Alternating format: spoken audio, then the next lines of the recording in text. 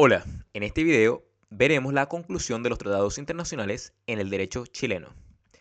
¿Qué queremos decir con esto? Queremos decir el procedimiento que tiene que seguir un tratado internacional para que sea válido en nuestro país. Las normas que regulan esta materia están en la Constitución Política, la cual establece la participación de distintos órganos, como el caso del Presidente de la República y el Congreso Nacional, en el proceso de conclusión de un tratado internacional para que sea parte de nuestro ordenamiento jurídico nacional. En resumen, veremos el procedimiento que se tiene que seguir para que un tratado internacional sea parte de nuestro ordenamiento jurídico. Y para comenzar, hablaremos de la Constitución. Entonces está regulada esta materia, comenzando con el presidente de la República. La Constitución, en su artículo 32, que establece las atribuciones especiales del presidente de la República, en su numeral 15 dice, como atribución del presidente, conducir las relaciones políticas con las potencias extranjeras y organismos internacionales y llevar a cabo las negociaciones, concluir, firmar y ratificar los tratados que estime convenientes para los intereses del país, los que deberán ser sometidos a la aprobación del Congreso, conforme a lo prescrito en el artículo 54, numeral 1. Las discusiones y deliberaciones sobre estos objetivos serán secretos, si el presidente de la República así lo exige. Y si vemos el artículo 54 de la Constitución Política, que habla sobre las atribuciones del Congreso Nacional, dice, son atribuciones del Congreso Nacional, primero, aprobar o desechar los tratados internacionales que le presentare el presidente de la República antes de su ratificación. La aprobación de un tratado requerirá en cada Cámara de los quórums que corresponda, en conformidad al artículo 66, y se someterá en lo pertinente a los trámites de una ley. El presidente de la República informará al Congreso sobre el contenido y alcance del tratado, así como de las reservas que pretenda confirmar o formularle. El Congreso podrá sugerir la formulación de reservas y declaraciones interpretativas a un tratado internacional en el curso del trámite de su aprobación, siempre que ellas procedan en conformidad a lo previsto en el propio tratado o en las normas generales del derecho internacional. Las medidas que el presidente de la República adopte o los acuerdos que celebre para el cumplimiento de un tratado en vigor no requerirán de una nueva aprobación del Congreso, a menos que se trate de materias propias de ley. No requerirán aprobación del Congreso los tratados celebrados por el presidente de la República en el ejercicio de su potestad reglamentaria. Las disposiciones de un tratado solo podrán ser derogadas, modificadas o suspendidas en la forma prevista en los propios tratados o de acuerdo a las normas generales del derecho internacional. Corresponde al presidente de la República la facultad exclusiva para denunciar un tratado o retirarse de él, para lo cual pedirá la opinión de ambas cámaras del Congreso, en el caso de tratados que hayan sido aprobados por este. Una vez que la denuncia o retiro produzca sus efectos en conformidad a lo establecido en el Tratado Internacional, este dejará de tener efecto en el orden jurídico chileno. En el caso de la denuncia o el retiro de un tratado que fue aprobado por el Congreso, el presidente de la República deberá informar de ello a este dentro de los 15 días de efectuada la renuncia o el retiro. El retiro de una reserva que haya formulado el presidente de la República y que tuvo en consideración el Congreso Nacional al momento de aprobar un tratado, requerirá previo acuerdo de este, de conformidad a lo establecido en la Ley Orgánica Constitucional respectiva. El Congreso Nacional deberá pronunciarse dentro del plazo de 30 días contados desde la recepción del oficio en que se solicita el acuerdo pertinente. Si no se pronunciare dentro de este término, se tendrá por aprobado el retiro de la reserva. De conformidad a lo establecido en la ley, deberá darse una debida publicidad a los hechos que digan relación con el tratado internacional, tales como su entrada en vigor, la formulación y retiro de reservas, las declaraciones interpretativas, las objeciones de una reserva y su retiro, la denuncia del tratado y al retiro, la suspensión, la terminación y la nulidad del mismo. En el mismo acuerdo aprobatorio de un tratado, podrá el Congreso autorizar al presidente de la República a fin de que durante la vigencia de aquel dicte las disposiciones con fuerza de ley que estime necesarias para su cabal cumplimiento, siendo en tal caso aplicable lo dispuestos en los incisos segundo y siguientes del artículo 64. En resumen con los artículos leídos anteriormente y en concordancia con lo anterior, el presidente de la República participa en las etapas de negociación, conclusión, firma y ratificación del tratado, funciones que, por lo general, realiza a través del Ministerio de Relaciones Exteriores. Antes de que el presidente de la República proceda a la ratificación de un tratado, por regla general, debe requerir la aprobación del Congreso Nacional, el cual se somete en lo pertinente a los trámites de una ley. El Congreso carece de facultades para introducir modificaciones al tratado, pues debe aprobarlo o rechazarlo. Y cuando se apruebe un tratado, debe respetar los quórums que se necesiten, dependiendo de la materia de ley. La reforma constitucional del año 2005 ha exigido para la aprobación de los tratados los quórum que correspondan a la aprobación de las leyes, los que pueden ser, según corresponda, los de simple mayoría, las de 3/5 partes de los diputados y senadores en ejercicio, respecto de aquellos tratados que interpreten normas constitucionales, o mayoría absoluta de los diputados y senadores en ejercicio, si el tratado incide en materias a las que la Constitución confiere el carácter de ley orgánica constitucional o de las leyes de quórum cualificado. Así actualmente son los quórums. Por lo tanto, los tratados se pueden aprobar por simple mayoría. También aquellos tratados que interpreten normas constitucionales tendrán que tener un quórum de 3/5 partes de diputados y senadores en ejercicio. Y los tratados que incidan en materias de ley orgánica constitucional o de ley en quórum calificado tendrán que tener un quórum de mayoría absoluta de los diputados y senadores en ejercicio. Esto todo va a depender del tipo de materia de ley que estamos tratando. Me gustaría también resaltar que aquí digo actualmente los quórums porque hubo una reforma constitucional en el año 2023, la ley 21.535, que rebajó los quórums de las leyes orgánicas constitucionales y las igualó con las leyes de quórum calificado en cuanto al quórum. Ahora, ambos tipos de leyes, tanto la ley orgánica constitucional como la de ley de quórum calificado, necesitan del mismo quórum, es decir, la mayoría absoluta de diputados y senadores en ejercicio. Antes de la reforma, las leyes orgánicas constitucionales necesitaban un quórum de 4/7 partes de los diputados y senadores en ejercicio. Pero esto ya no es necesario. Según la materia del tratado, tendrá que respetar los quórums que establezca la Constitución.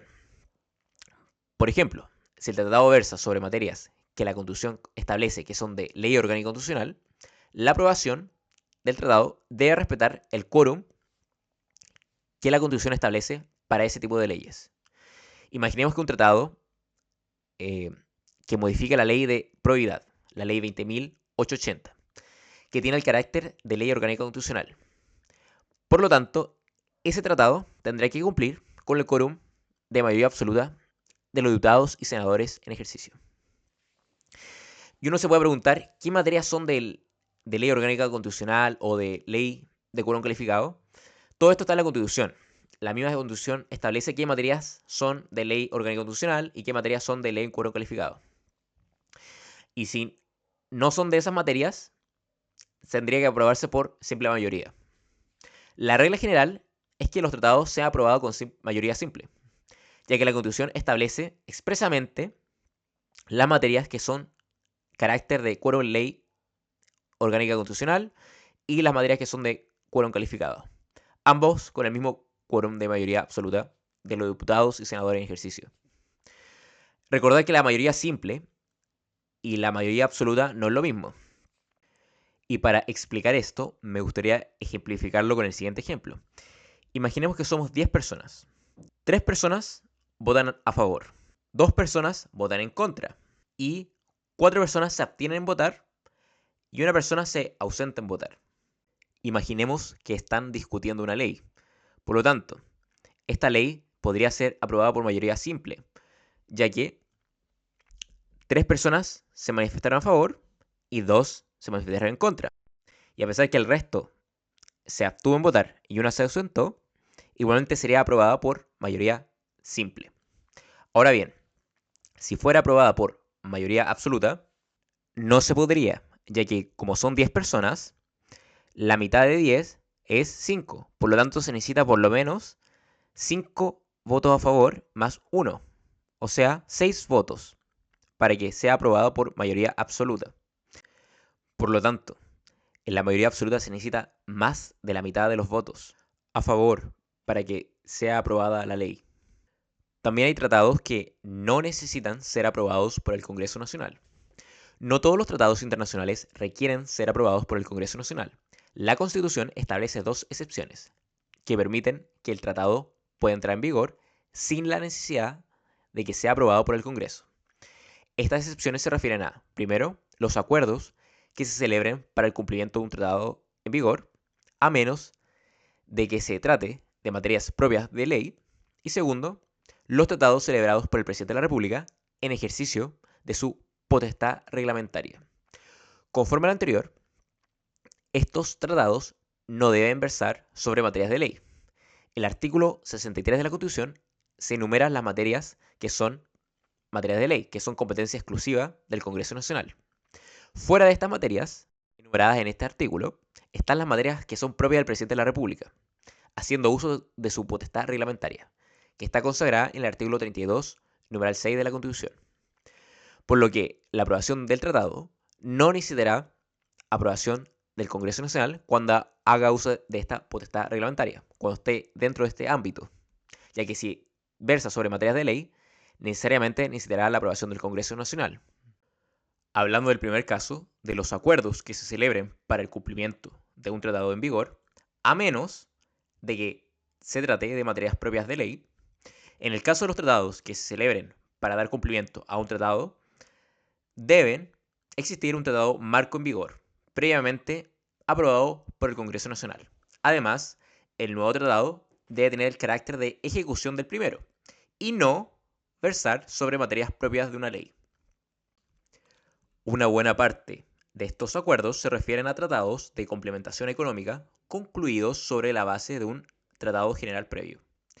También este tipo de acuerdos adoptados sin la necesidad de una aprobación del Congreso Nacional han versado sobre otras materias como la solución pacífica de controversias sobre la base de un previo acuerdo general sobre la materia que haya contado con la aprobación del Congreso Nacional. Y en el segundo caso, los tratados celebrados por el presidente de la República en ejercicio de su potestad reglamentaria. Si el tratado versa sobre materias de ley, necesariamente tendrá que ser aprobado por el Congreso Nacional. En cuanto a los tratados cuya materia está comprendida dentro de la potestad reglamentaria del presidente de la República, la falta de necesidad de que estos sean aprobados por el Congreso Nacional obedece a que estos son una expresión de las funciones de gobernar y administrar el Estado y conducir las relaciones internacionales que la Constitución reconoce al presidente de la República. Son varios los tratados internacionales que con la práctica chilena se han perfeccionado mediante los acuerdos simplificados, sin necesidad de una aprobación del Congreso Nacional. Por ejemplo, los acuerdos de supresión de visa para ingresar al territorio nacional, lo relativo a valijas diplomáticas, también la supresión de la legalización en la trámite de exhortos, también ciertos acuerdos de cooperación cultural y artística, otro acuerdo de intercambio de profesores universitarios, otro acuerdo de fitosanitarios, también acuerdos de policía fronteriza, también acuerdos de autorización para que los cónyuges de diplomáticos puedan trabajar en el país, también acuerdos sobre la aceptación recíproca de licencias para conducir vehículos, etc. Ahora, cambiando de tema, hablaremos sobre los decretos con fuerza de ley.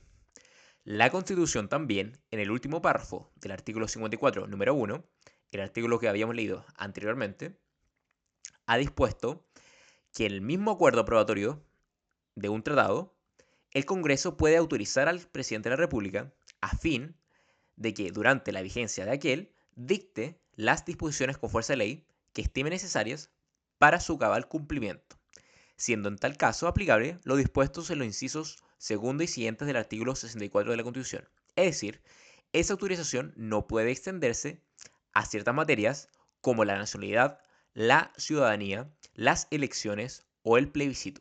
Y tampoco puede versar sobre las materias comprendidas en las garantías constitucionales o que deben ser objeto de leyes orgánicas constitucionales o de quórum calificado. Hay que recordar que los decretos con fuerza de ley son las disposiciones que dicta el presidente de la República en virtud de una ley autorizante o de un acuerdo aprobatorio de un tratado que lo autoriza para ejercer estas potestades legislativas para su cabal cumplimiento. La Constitución lo denomina decretos con fuerza de ley y esta normativa entra dentro del rango legal. Y esta normativa legal que dicta el presidente de la República tiene ciertos límites que ya habíamos nombrado, como por ejemplo la nacionalidad de la ciudadanía, materia sobre elecciones o de plebiscito, tampoco puede versar sobre garantías constitucionales y tampoco puede versar sobre materias que sean de ley orgánica constitucional o de quórum calificado. Es importante recalcar que para que el presidente dicte decretos con fuerza de ley, previamente debe contar con una autorización del Congreso Nacional. Habíamos dicho que el Congreso Nacional podía aprobar o rechazar los tratados internacionales, pero también el Congreso Nacional tiene otras funciones en relación a los tratados. De acuerdo a diferentes párrafos que quedaron incorporados al artículo 54, el Congreso tiene la posibilidad de sugerir la formulación de reservas y declaraciones interpretativas, manifestar su opinión respecto a la denuncia o el retiro de un tratado que el presidente de la República efectúe en el caso que los tratados hayan sido aprobados por el Congreso, y manifestar su acuerdo respecto del retiro de una reserva que haya formulado el presidente de la República cuando el Congreso Nacional tuvo en consideración esa reforma al momento de aprobar el tratado. Hay que recordar que las reservas es una declaración unilateral que hace el Estado al firmar, ratificar o aceptar o aprobar un tratado o al adherirse a él, con el objeto de excluir o modificar los efectos jurídicos de ciertas disposiciones del tratado en su aplicación. Y por último, está la promulgación y publicación del tratado. Una vez aprobado el tratado por el Congreso Nacional y ratificado por el presidente de la República, se procede al canje o depósito de los correspondientes instrumentos de ratificación. Luego, el tratado debe ser promulgado por decreto supremo del Ministerio de Relaciones Exteriores, y tanto el texto de ese decreto supremo como el texto del tratado publicados en el Diario Oficial. También los acuerdos en forma simplificada que no han requerido aprobación legislativa deben también ser promulgados por decreto supremo y publicados en el Diario Oficial, una vez firmados por la correspondiente autoridad del Poder Ejecutivo, que puede ser el Ministerio de Relaciones Exteriores, un agente diplomático o plenipotenciario. Respecto a la vigencia de los tratados, la promulgación y publicación de los tratados se ha fundamentado en la asimilación que ha venido haciendo del tratado a la ley. No obstante que en la Constitución esa asimilación lo ha sido tan solo para el efecto de la tramitación. De acuerdo a esa asimilación, a los efectos de vigencia interna de los tratados, resultan aplicables los artículos 6 y 7 del Código Civil en cuanto a que esas normas disponen la obligatoriedad de la ley una vez que se ha efectuado su promulgación y publicación en el Diario Oficial. Entonces, el tratado, pues, rige en Chile como parte del ordenamiento jurídico interno desde la fecha en que el tratado ha sido publicado en el Diario Oficial. Esta interpretación legal que hemos dicho no ha estado exenta de críticas. Por ejemplo, cuando el tratado ha entrado en vigencia internacionalmente, pero no ha sido promulgado internamente ni publicado en el Diario Oficial, lo cual importa dejar de cumplir una obligación internacional. El caso más grave a este respecto lo constituyó la falta de publicación en el Diario Oficial del Pacto Internacional de Derechos Civiles y Políticos de 1966. No obstante que después de haber sido aprobado por el Congreso Nacional y ratificado por el Presidente de la República, y de haberse depositado su instrumento de ratificación en la Secretaría General de Naciones Unidas el 10 de febrero de 1972, y de haberse promulgado por decreto supremo el 30 de noviembre de 1976, solamente fue publicado en el Diario Oficial el día 29 de abril de 1989. Es decir, que finalmente se publicó después de una gran cantidad de tiempo. Y entre tanto, algunos argumentaban que no estaba en vigencia porque nunca fue publicado. Espero que les haya gustado el video, suscríbanse, comenten, dejen like, muchas gracias.